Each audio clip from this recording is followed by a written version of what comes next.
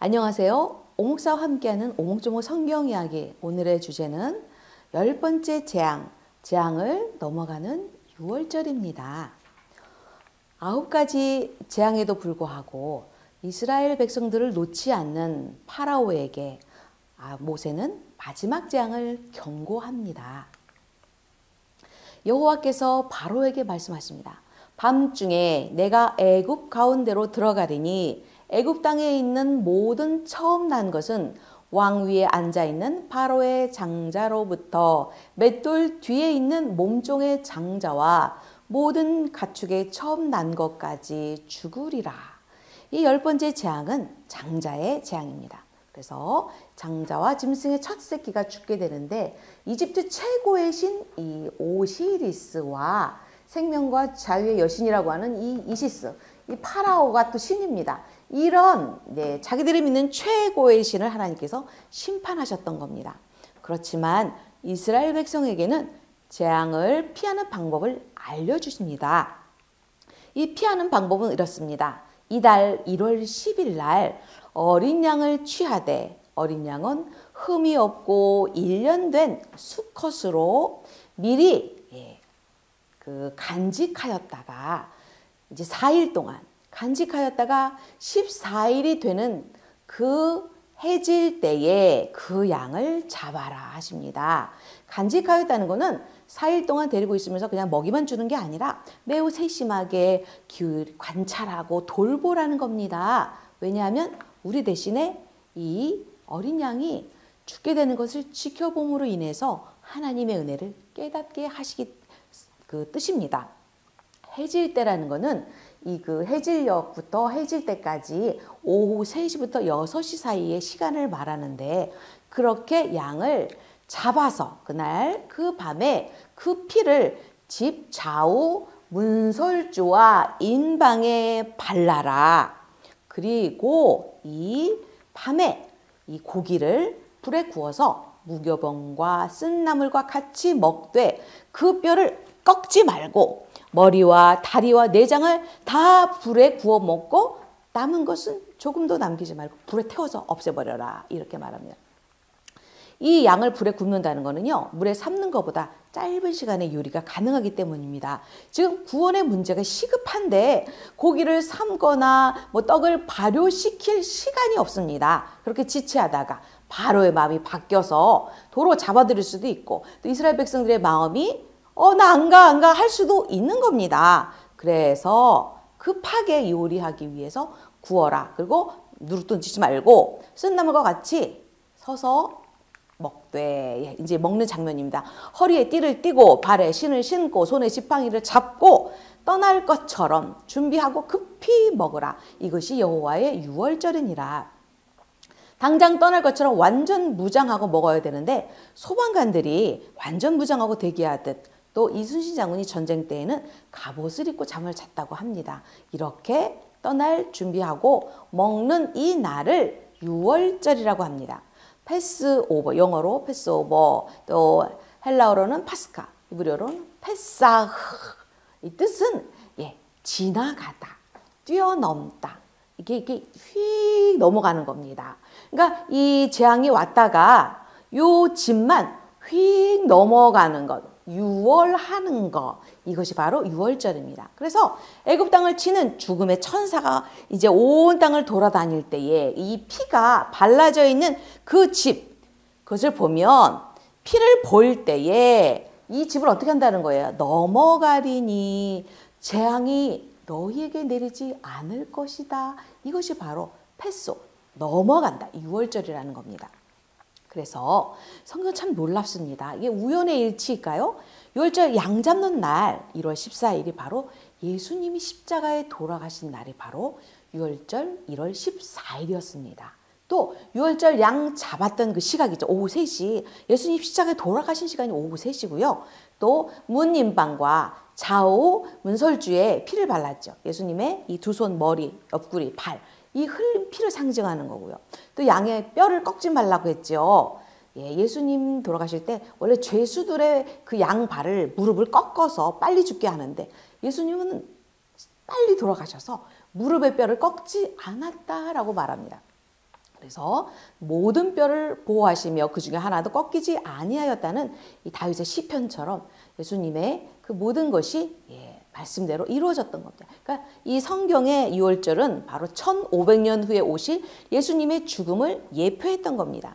하나님의 큰 시나리오 속에서 어린 양 예수님의 모습을 이렇게, 이 사람들은 아마 모르고 이렇게 양을 잡았을 거예요.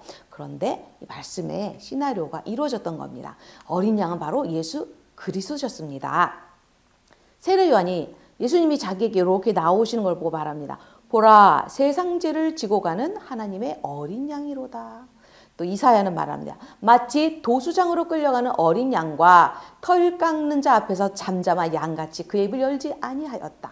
예수님은 어린 양이셨습니다. 이제 이날 유월절 시작되었습니다. 유월절이라는 것은 이날을 기념해서 여호와의 절기를 삼아 영원한 규례로 대대로 지켜라. 1월 14일은 바로 여호와의 유월절이고 그 다음날 15일부터 7일간은 무교절이다 라고 말합니다. 무교절이라는 것은 무교병을 먹는다 그래서 무교절인데, 유월절과 무교절 기간에 반드시 지켜야 할 일이 있었습니다. 그것은 7일 동안 무교병을 먹어야 했던 겁니다. 이 교자는 효모 효소할 때 효와 같은 한자인데, 이거는 그 술을 빚을 때 넣는 그 누룩을 말하는, 누룩이 없는 빵. 그러니까 첫날 각 가정에서 모든 누룩을 샅샅이 제거해야 됩니다. 그리고 혹시라도 이 유교병을 먹는 사람들은 이스라엘 회중에서 내가 영원히 끊어버린다라고 말씀하셨습니다. 이 누룩은 무엇일까요? 음식물을 발효시키는 효소, 곰팡이 균입니다.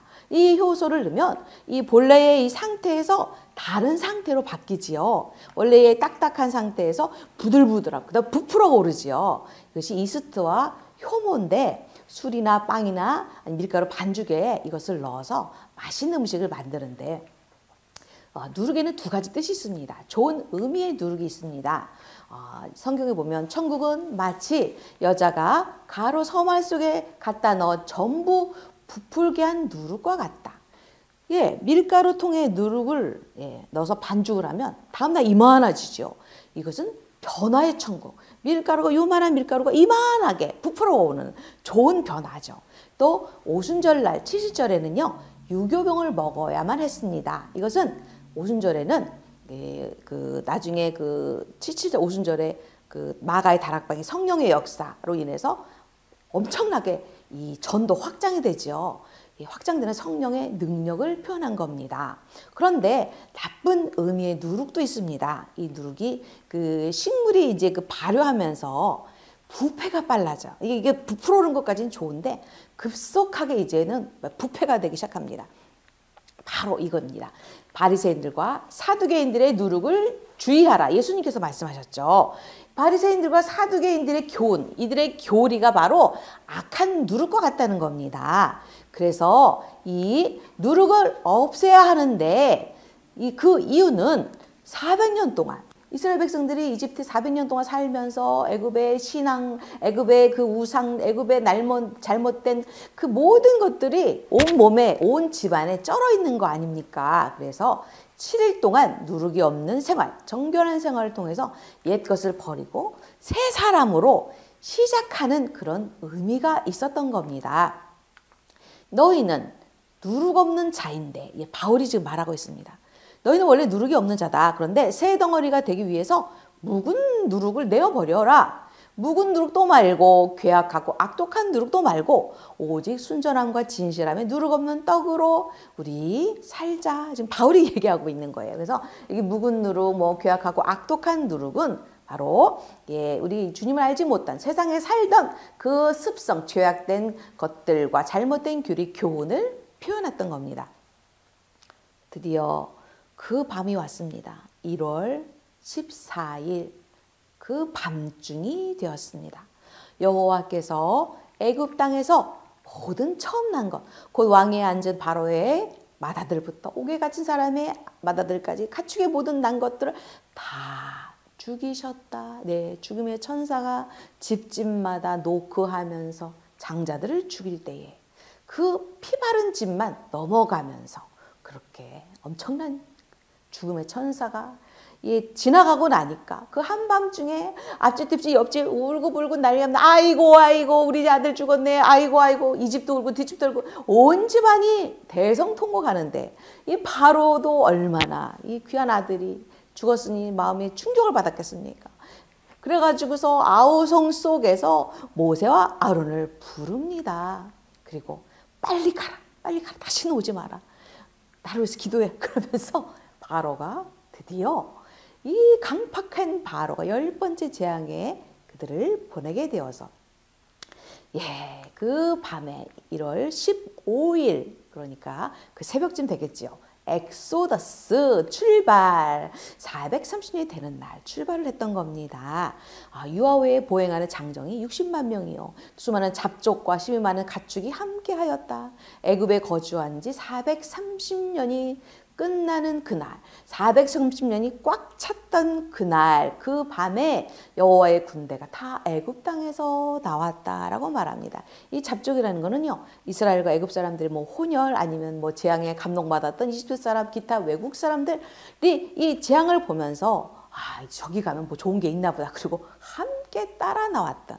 그러니까 아마 6월절 때도요. 이 피 바르면 산다는 거를 이 귀로 들었던 이방 이집트나 기타 잡족들도요. 집에 저 피를 발라서 살아남은 겁니다.